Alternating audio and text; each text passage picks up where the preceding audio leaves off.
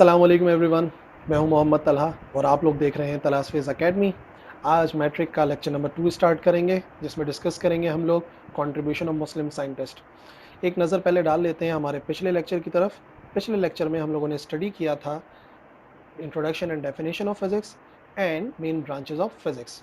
तो उसी की कंटिन्यूटी में अभी हमारा चैप्टर नंबर 1 ही चल रहा है, जो कि है इंट्रोडक्शन, और उसमें हमारे पास दूसरा टॉपिक है जो कि है contribution of Muslim scientist in the field of physics and other sciences also.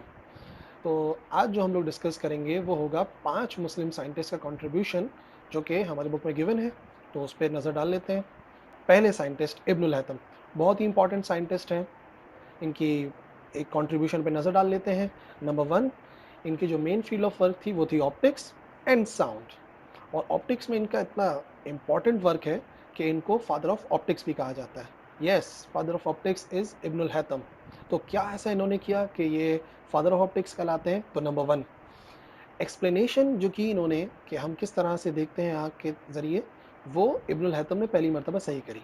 Ibnul हैथम से पहले एक कॉन्सेप्ट लिया जाता था कि रोशनी आँखों से निकलती है और जिस ऑब्जेक्ट पे पड़ती है वो हमें नज़र आता है। आज हम जानते हैं बात गलत है, लेकिन बताने वाले पहले साइंटिस्ट थे इब्नुल हैथम। इब्नुल हैथम ने बताया कि रोशनी हमारी आँखों से निकलती नहीं है, रोशनी हमारी आँखों में जाती है। इसी तरीके से उनकी बहुत बहुत इम्पोर्टेंट बुक है, जिसे कहते हैं किताबुल मनाज़िर। ये लिखी गई है ऑप्टिक्स पे, और इसी में उन्होंने स्ट्रक्चर ऑफ आई समझाया, जो आज भी रेलेवेंट है।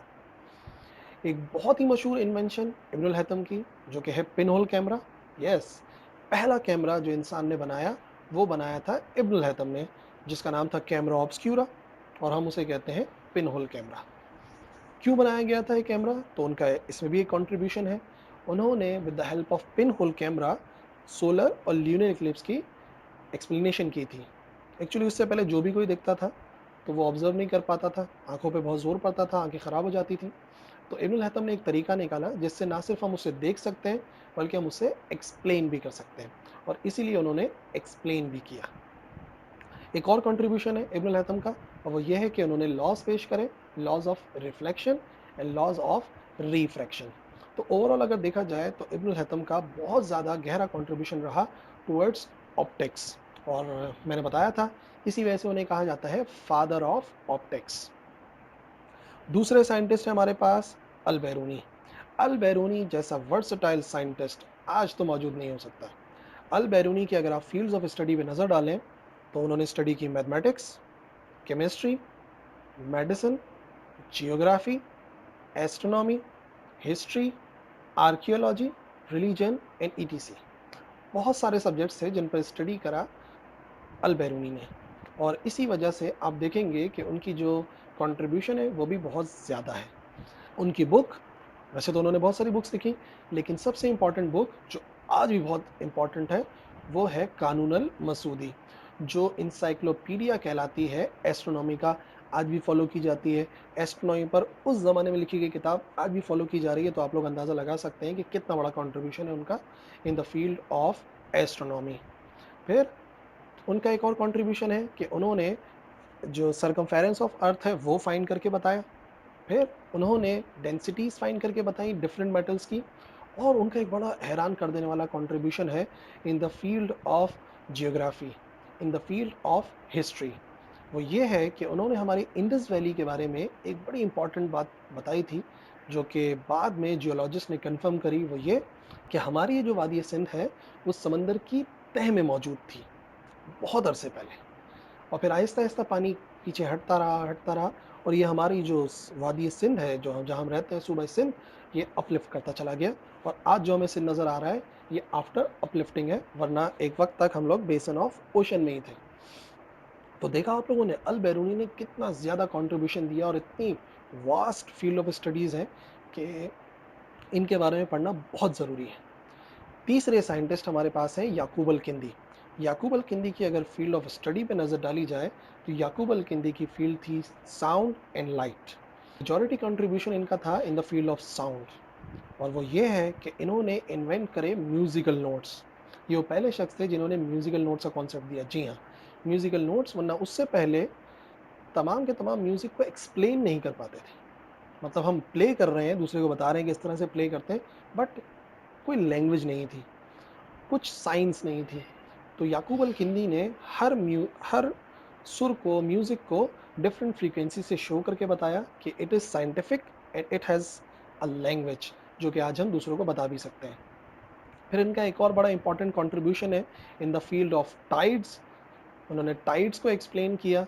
फिर इनका एक कंट्रीब्यूशन आता है in finding densities of different metals, ये भी इनका कंट्रीब्यूशन है। एंड मैनी अदर्स, साउंड में उन्होंने बहुत ज़्यादा कंट्रीब्यूट किया। उसके बाद हमारे पास दो साइंटिस्ट बचते हैं जो कि पाकिस्तानी साइंटिस्ट हैं। पहले साइंटिस्ट पे नज़र डालते हैं, वो है डॉक्टर अब्दुल सलाम। डॉक्टर अब्दुल सलाम वो वाहिद पाकिस्तानी साइंटिस्ट जिन्हें नोबेल प्राइज़ मिला, और ये उन्हें मिला था अपनी एक थ्योरी जो कि थी ग्रैंड यूनिफिकेशन थ्योरी पर, और इसकी वजह से उन्हें नोबेल प्राइज़ मिला, पाकिस्तान का इतना नाम बना, और आज हम डॉक्टर अब्दुल सलाम के बारे में जानते हैं कि डॉक्टर अब्दुल सलाम ने ये काम किया। अच्छा, फिर उन्होंने अपनी एक लैब भी कायम करी फॉर थियोरेटिकल फिज़िक्स, इटली में इटली में कायम की थी, और थियोरेटिकल फिज़िक्स इनकी मेन फील्ड ऑफ वर्क थी। पाँचवें और आखिरी हमारे पास जो साइंटिस्ट हैं, वो हैं डॉक्टर अब्दुल कदीर खान। जी, आप जानते होंगे डॉक्टर अब्दुल कदीर खान के बारे में। डॉक्टर अब्दुल कदीर खान वो साइंटिस्ट हैं जिनकी वजह से आज हम एक न्यूक्लियर स्टेट कहलाते हैं। जी हाँ, पाकिस्तान को न्यूक्लियर पावर बनाने में मोस्ट इम्पोर्टेंट कंट्रीब्यूशन जो था, वो है डॉक्टर अब्दुल कदीर खान का। तो ये तो इनका मेन कंट्रीब्यूशन है, और इसी कंट्रीब्यूशन को देखते हुए हुकूमत पाकिस्तान ने उन्हें हिलाल इम्तियाज़ से भी नवाज़ा है। तो ये उनका एक ऑनर है। के नाम से, एक्यू खान लेबॉर्ट्री के नाम से बहुत सारी लेबॉर्ट्रीज़ भी हैं, और एक्चुअली तो वो हॉलैंड में काम करते थे, लेकिन पाकिस्तान में ही उन्होंने काम किया और पाकिस्तान को न्यूक्लियर स्टेट बनाने में बहुत अहम किरदार अदा किया। So that's it. आज हम लोगों ने 5 साइंटिस्ट डिस्कस करने थे, और हमने किए इब्नुल हैथम, अल-बैरूनी, याकूब अल-किंदी, डॉक्टर अब्दुल सलाम और डॉक्टर अब्दुल कदीर खान के कंट्रीब्यूशन को स्टडी करा, तो आपको में आया होगा। अगर कुछ क्वेरीज़ हैं, तो कमेंट्स में लिखिए, इंशाल्लाह रिप्लाई करेंगे। मिलते हैं अगले लेक्चर में। अल्लाह हाफ़िज़।